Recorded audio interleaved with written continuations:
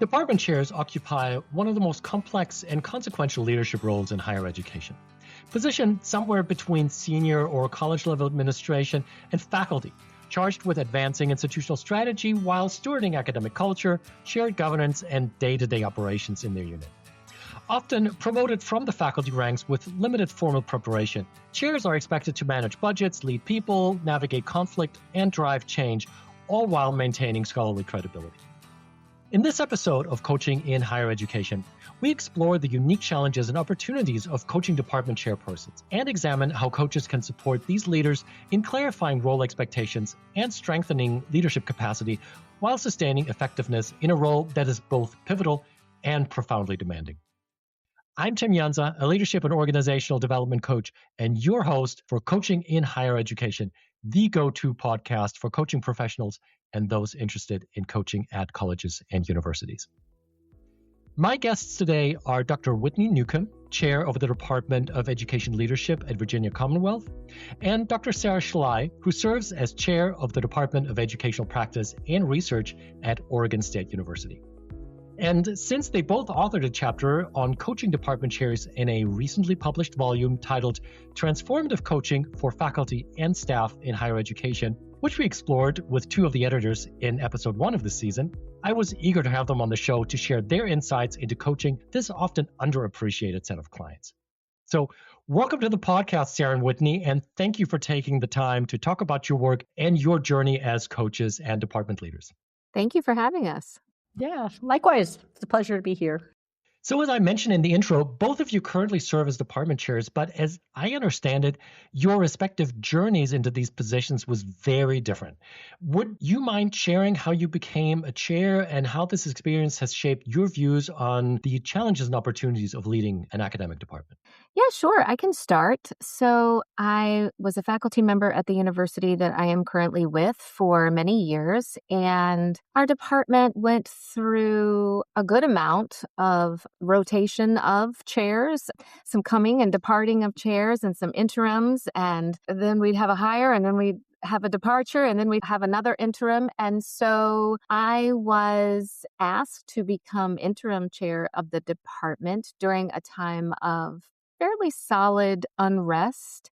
So I did, just coming right up from faculty ranks and from within the department, and did that for, I guess, about a year, and then ended up applying for the position and just became permanent, in quotes, chair, and have been chair for coming on 10 years in a couple of months. And so that is, I believe, different than you'll hear from Sara.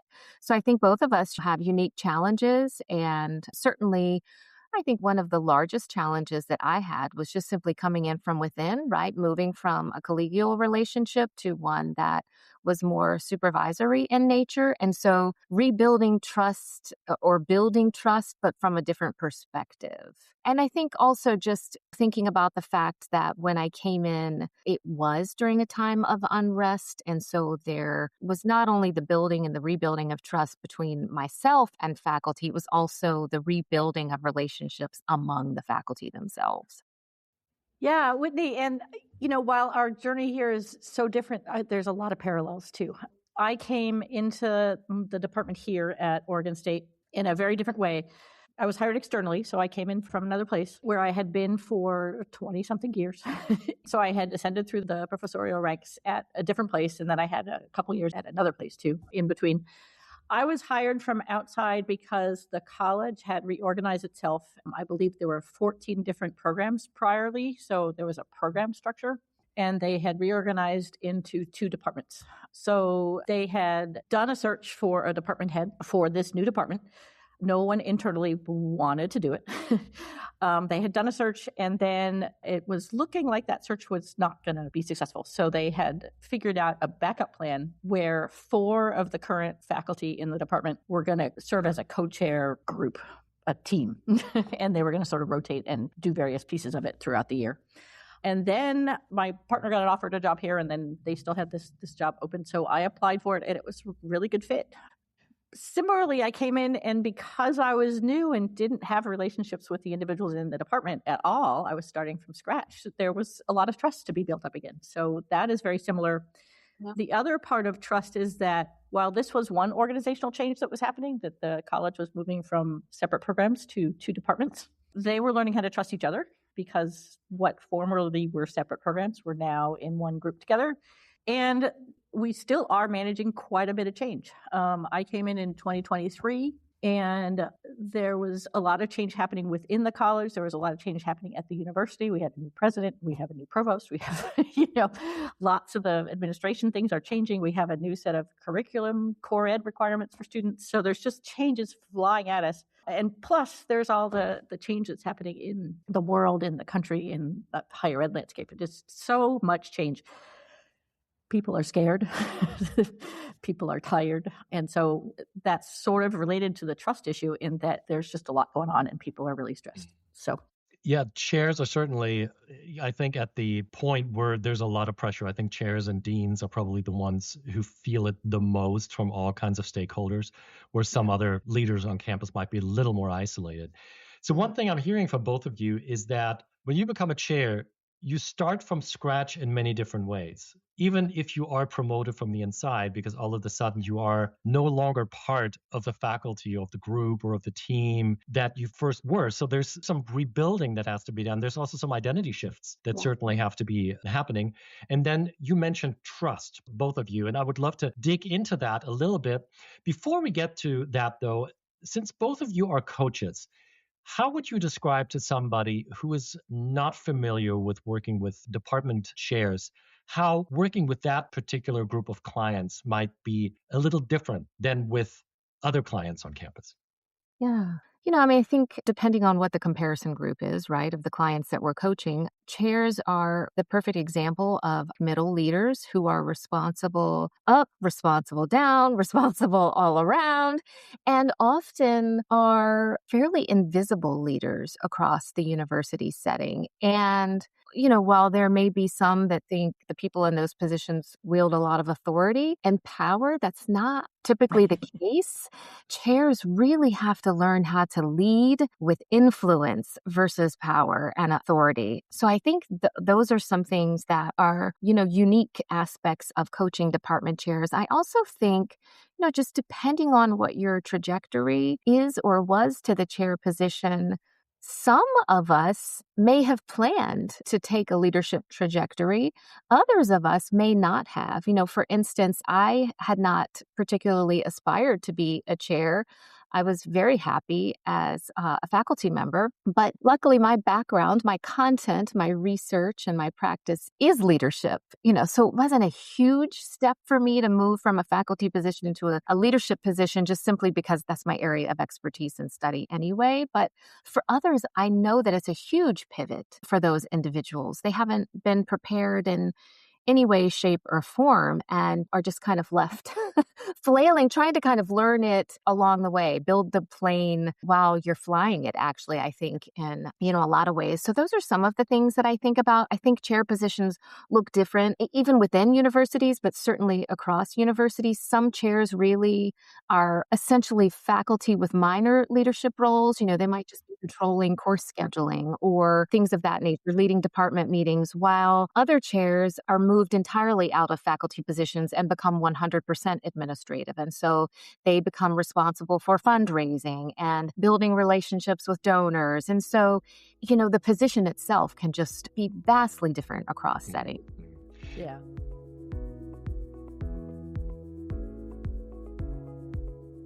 And I can imagine, also from personal experience, that being a chair is extra difficult because you're dealing with all kinds of people that you're suddenly leading. I mean, you have staff, you have instructors, you have clinical and teaching faculty, you have tenure track faculty, you might have some pure research faculty, graduate students are involved.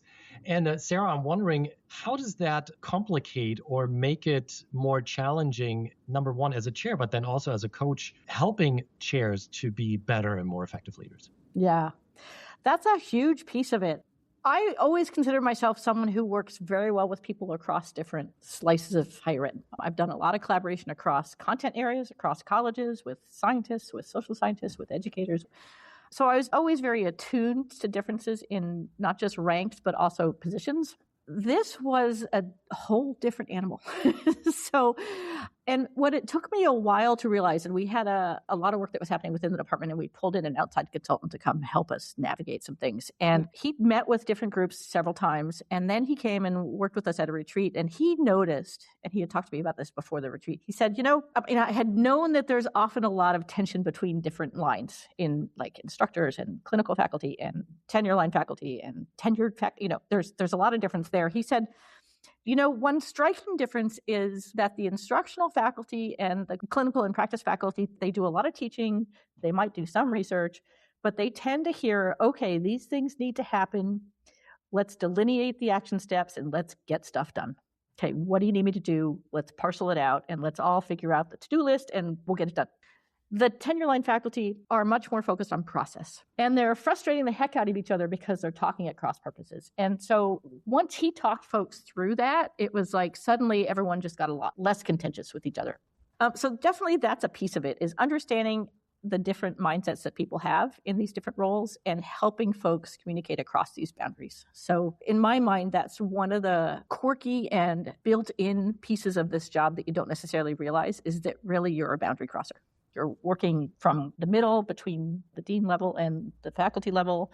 You're working even horizontally with multiple different people in the department who have very different mindsets. And your job really is to do a lot of listening and help people see other perspectives. Yeah. So there's a lot of leading up and down, or managing up and down and across. Yeah. I'm actually fascinated. Whitney, you said something earlier. You said one thing that you learned was that you have to lead with influence versus power and positionality. That's one of the things. And Sara, what you just mentioned, that all the different, let's call them stakeholders in your department, have very specific and unique needs depending on their role and their function and their area of responsibility. Yeah. So what this leads me to is the idea of awareness. Please pardon the interruption. This is your friendly reminder that if you're enjoying today's episode, to please click like and to subscribe to the podcast. Your support is really important to us. Also, please check out the companion website, higheredcoaching.us or leadershipimagined.com/podcast. Thanks so much. And now back to the episode. So as a coach working with department chairs, I see a lot of chairs come in and they lack awareness, not just of their own needs and styles and priorities and preferences, but they also don't quite know how to tickle out the needs of those whom they lead. And one of the things that we often do as coaches is work with assessments. I mean, I'm a certified DISC practitioner. There's Hogan, there's Myers-Briggs with MBTI, there's Enneagram, and a bunch of others. So how can those assessments potentially help chairs and then also faculty understand one another and work together? And what potentially is your experience there with how assessments can make your work as a coach more impactful working with chairs? So I love this discussion on the different types of faculty and staff. And it's funny that we got to this discussion point because that was actually something where there was a great bit of unrest when I came into my position. It was tension between our tenure line faculty members, or our tenured faculty members, and what we call our term faculty members are teaching. And it was almost like there was a complete misunderstanding about the strengths of both roles. I have certifications across multiple assessments, and there's one assessment in particular that I love to use in situations where you do have some distinct differences, and that's Gallup Strengths, Global Strengths, StrengthsFinder, under a couple of different names. And that really helps you understand your faculty individually and what their strengths are.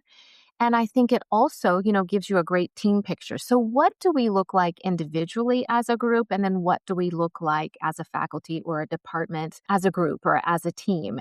So I think that's a great tool, a great assessment to use to build from strengths, right, rather than weaknesses, and focus on, what are our inherent strengths? What can we tap into that's already inherent or natural to us? But I think that assessment in particular, because, when we talk about the differences between term faculty and tenure line faculty, our promotion and tenure system, for the most part, I believe across most universities, is very individualistic.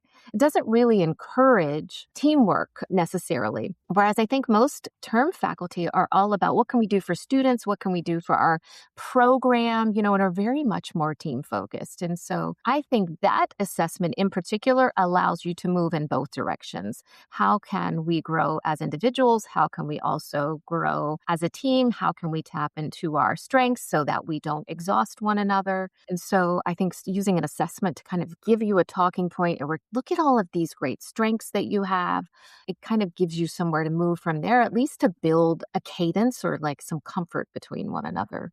Mm-hmm. So I am not DISC certified or Gallup Strengths. I have not used those official assessments in either with my faculty or with my department or with my coaching clients. What I do know is that coaches have a pretty big tool bag of tools to use with coaching clients. And I think that pulling out some of those tools that allow clients to really get some clarity on their own strengths and on what other people may be thinking and feeling and operating under, that kind of or reflection tool, those things can be super helpful, both working with the department head coaching client directly and in helping them do their job with their faculty members, with their stakeholders. So the switch, especially for those leaders who emerged from the faculty, from the tenure track faculty, the switch from focusing on themselves, more or less, all of a sudden they have people in their charge and they have to focus on them. And of course, good leadership versus management is you should be supporting them and you should be coming last almost, which of course you can't because you still have a certain roles and responsibilities. But the awareness that you have to gain is about the different priorities.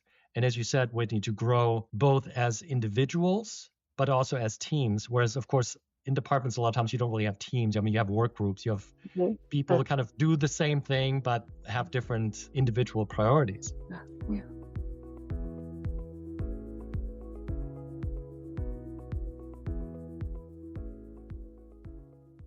One thing I wanted to ask you real quick, we haven't really mentioned staff here. Is there something that comes to mind when you think about working with staff as chairs and then with coaches helping chairs work with staff? Mm-hmm. They are definitely part of the stakeholders of the college and the university and the department. My department has one staff member. But I work very closely with staff members out of the dean's office. There's definitely a team mindset of pulling in staff to the equation. And I think that it's kind of the same thing. You still need to do a lot of listening. And one big difference from being a department member to being a department head is just the supervisory level of responsibilities that you have. By and large, those duties, what you're doing in terms of supervision of employees all across the spectrum of different roles and responsibilities is invisible to others. First of all, it's about 80% of my job. And second of all, if other people are seeing me doing supervision of individuals in the department, I'm doing something wrong because I should not be publicly talking about supervision stuff. And it's very one-on-one and it's very hidden. So one tussle, one challenge point is in how invisible much my work is. And part of that is also the supervision of working with staff. So, but again, I use my listening skills quite a bit. I value talking with staff very clearly, listening to what their challenges are. They are very attuned to the power differences across different groups of faculty. They are very attuned to the different power structures. They are very aware of how much they do to keep this place running. And so, people know this stuff. They see it. And I think it helps when they feel recognized. Yeah, I fully agree. And I also think the duties and the expectations for our staff members have changed vastly since I've been chair. It used to be help with course scheduling, answer the phone. We're not even anywhere in that space anymore. And so there's so much more. We have 2 staff members in the department that I lead. And, one of the first things I did was to make sure they come to our meetings as a voice, not just a note taker, because they often have the most holistic picture of what's going on in the department. And sometimes, depending on, I've had many different administrators or staff members over the years, sometimes they're who folks go to voice frustrations, whether it's students or other faculty members. Sometimes I joke because I say, really, our 2 staff members are the boss of all of us, the bosses of all of us. And I will say the first staff member I worked with, and I verbally asked her for her opinion one day, and she started crying because no one had ever asked her what her opinion was before. And she said, I so much appreciate the fact that you value my perspective. And so that's really what I've tried to do with all of our staff over the years, but then also to recognize that in addition to all of the things I just mentioned, they also want growth opportunities. And so those might look different. And so we talk through those things, but there are often differences between expectations, the way we evaluate faculty and staff in regard to dispositions or in regard to ratings that we give them. There are often things that are allowed for faculty and not for staff. I think about my own university, wonderful, but for faculty, I can give an excellent rating using a rubric and no additional explanation. For a staff member, there's an extra process. There's an additional process if I want to give an exceptional rating. And so the two evaluation systems are built differently. And that often is something that can be unmotivating for staff.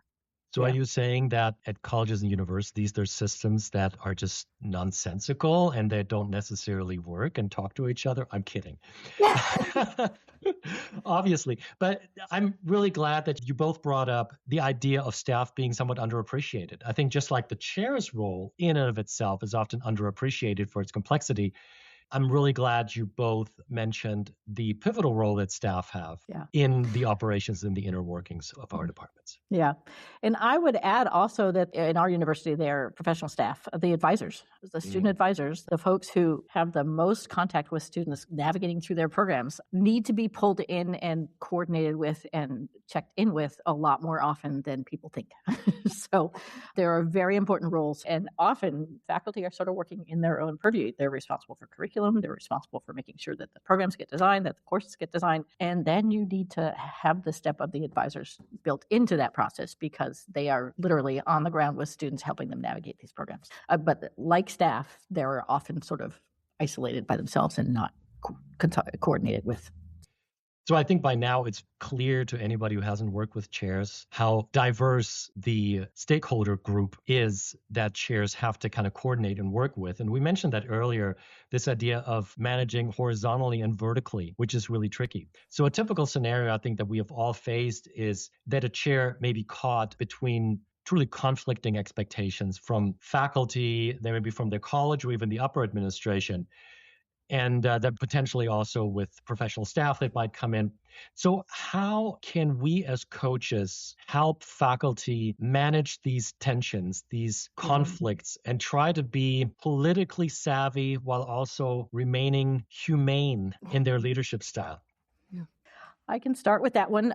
I think that also for me has been a learning curve too. I'm generally pretty transparent with my reality. I don't mind sharing stuff.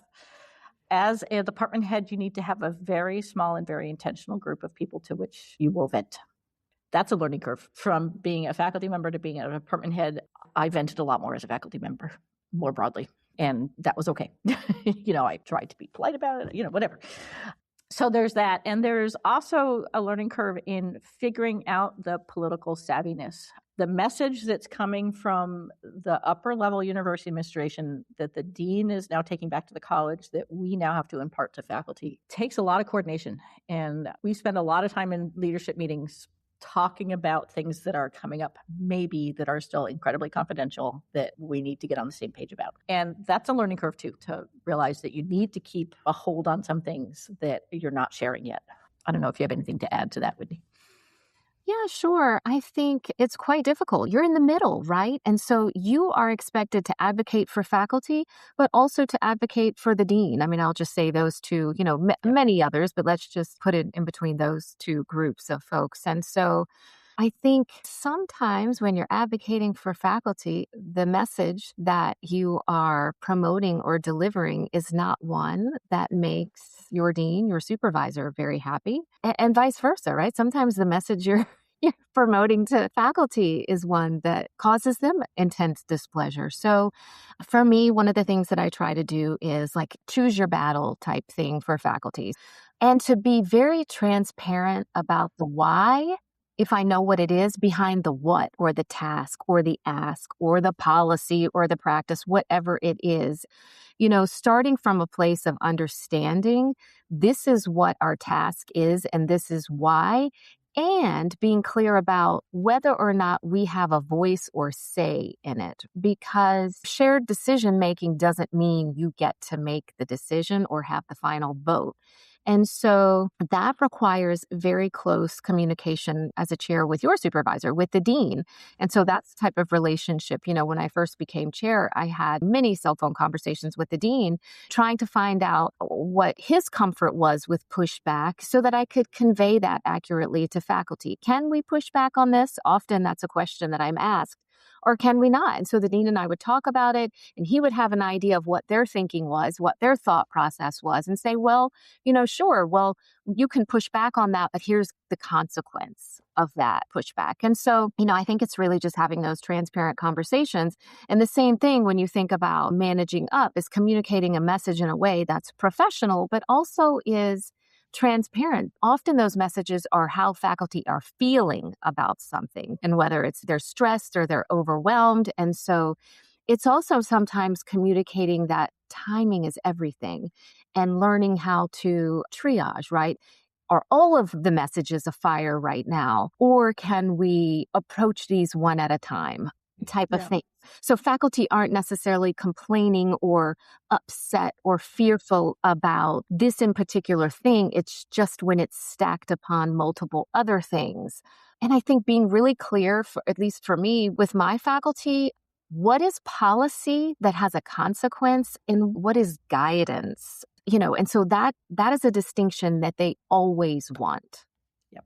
I agree, Whitney. And I think that one of the things that surprised me when I became a department head was I knew this would happen sort of on a theoretical level, but the reality of it is the tunnel vision that you have as a faculty member, and I don't mean you're restricting your vision, but the world of things that you manage as a faculty member generally does not involve budgets of tuition income and costs of staff.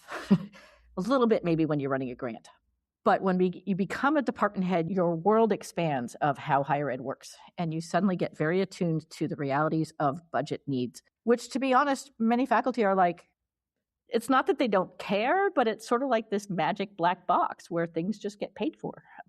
And it's really hard to walk that line with faculty about the budgetary needs of a university. And that is a thing that surprised me, and also I appreciate having the wider view now, the wider understanding of what higher ed involves.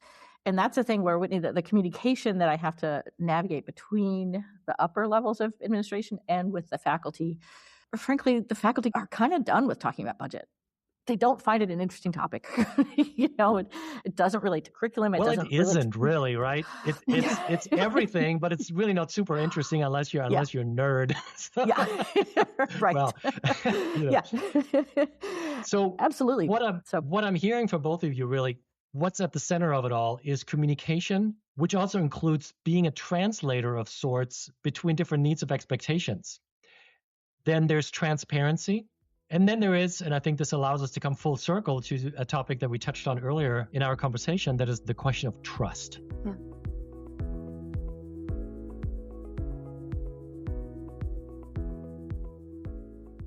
A lot of times there is not a whole lot of trust, not just within the department, but also between the department and leadership and between different groups and stakeholders within the department. Yeah, it's so important. And building trust takes time. It's not here, if I do this one thing, voila, solve the problem. It takes time. It takes different amounts of time with different people who have different perspectives and different understandings of things. One thing that's also different about my job is that I'm not a permanent chair. So the model that the college has chosen is that chairs are hired for 3, maybe 5 years. So you start with 3, and then maybe you can continue another couple of years. So part of it is also building the culture and understanding and the trust that, okay, it's me now. It's going to be one of y'all later. So, how do we come together as a team to sort of support each other in this whole process? Some of the coaching strategies that I use in my daily job are asking questions early and often, some of the same things that Whitney was mentioning, and intentionally celebrating our successes. Mm-hmm. We have come so far. I am so proud of them. And where we are now, 2.5 years later, is such a different place than where we were when I started. We're not done. There's going to be work to do in perpetuity, but we have also come so far and done so much. And we're operating at such a different level of oneness and feeling like a department than we did when we started as 6 or 7 different programs. And really, a lot of what chairs need to know and what coaches can help them realize is developing your 360 view and being able to hold the perspectives of multiple people in your hands and being the person who can come in and connect the pieces for folks. It's very different from the typical faculty perspective of expertise. Here's what I know. Whether you're an instructor or a tenure line person, you know things. And it's very different from advocating for your expertise and what you know than it is connecting the dots between different groups. And that helps build trust also, of having you being the person out there who's advocating for connecting everything. Well, any kind of change takes time anyway. So speaking of time, to wrap up our conversation for today, I'm wondering if you could redesign the onboarding experience for new chairs, let's just say for the first 6 or 12 months. What would that look like? What would make a real impact? And how does coaching come into this? Yeah. I think an ideal model is one that combines a cohort who meet regularly throughout the year, 6 months, 9 months, whatever, with specific topics that you visit like every month. So there's official materials that you're reflecting on and reading and thinking about. You're learning things, professional development. You're doing it in a community. And then there's a level of group coaching plus one-on-one coaching throughout the year. So it's a combination of coaching, both one-on-one and in group, and a consultative kinds of things, giving chairs the tools that they need to do their job. Yeah, I think those are all great ideas. I think, too, when I think about chair development in a holistic sense, it's not just the onboarding, but it's like the ongoing training of a year 1, a year 2 chair's needs are going to be very different, I would assume, than a year 9 or year 10. I think we have someone at our universities going into 20 years, and I'm like, fascinated. That stamina, and the level of resilience that would require. So 2 things. Ask what folks need, right? And then you can build your cohorts around that, or you can build your programming around that. But just simply reach out and ask. And I think also, so that it has 2 aspects to it. Often, I think like creating greater understandings about policies that impact faculty that upper administration needs you to convey as a chair are clouded, I think, with development or onboarding. And in my experience, certainly the business world has, in many ways, embraced coaching and has normalized it as a development practice, whereas I think the academic setting has been more slow to embracing coaching. And I think we have made inroads in upper level leadership, it becoming more normal. But it is not normal for middle leaders because, of course, that requires increased resources.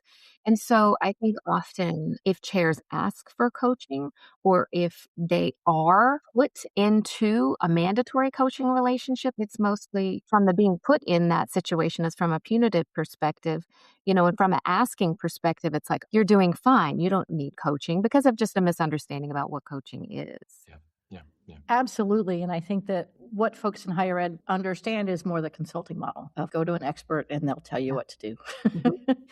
Coaching is not that. And I think any academic benefits from coaching. Faculty benefit from coaching too, and just figuring out how to maintain the eye on the prize of tenure, and do what they need to do to get there and figure out what kinds of career they want to lead while they're doing that and after that. I think coaching is something that leads folks to curiosity and clarity, which is not the same as consulting. Consulting is looking for expert input to figure out what the right answer is, what you need to do. And coaching is much more individually oriented towards, I'm curious what's going on, and just clarity about different choices that are available to you and where you could possibly head. It's not telling you what the right answer is. And that's where I think that coaching has a ways to go within higher ed. It's just understanding what it can bring to the table. And what's so ironic is often the argument is there's no money for coaching, but strangely enough, there's money for consulting. And what consulting firms charge is exponentially higher than what a coaching program would cost. So I think it's just reshuffling priorities in the way college leaders or university leaders look at how best to use budget for ongoing professional development. I think that is definitely one of those things where coaches, when working with those leaders, can definitely have an impact as well. Listen, thank you both so very much for your time, for your invaluable insights. This was a fantastic conversation. This is also a topic that's very near and dear to me because I've worked with a lot of department chairs. So this has been wonderful, but I still learn a lot from you today. So thank you for sharing your journey and your expertise with us. Thank you for having me. Yeah, thank you both. It's been a pleasure. And to our audience, thank you for spending some time with us today. We hope that you found some real value in the discussion and gained some insights into the complexities of working with college university department chairs. As always, for more information on this episode, on our two guests, and on the topic, please visit the companion site, which is higheredcoaching.us or leadershipimagined.com/podcast. See you again soon. And until then, keep making a difference, one client and one conversation at a time. Take care.